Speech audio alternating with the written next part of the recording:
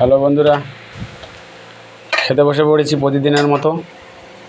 তোমাদের সামনে তুলে ধরছি আজকের কী কী রেসিপি আছে। সম্পূর্ণটা দেখতে থাকো ভিডিও, কেমন লাগে। আজকে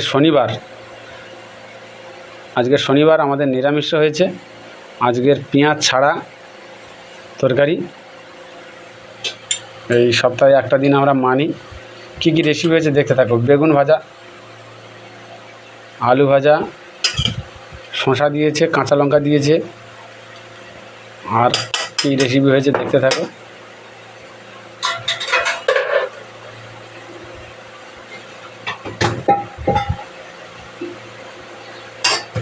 ওটা কী হয়েছে?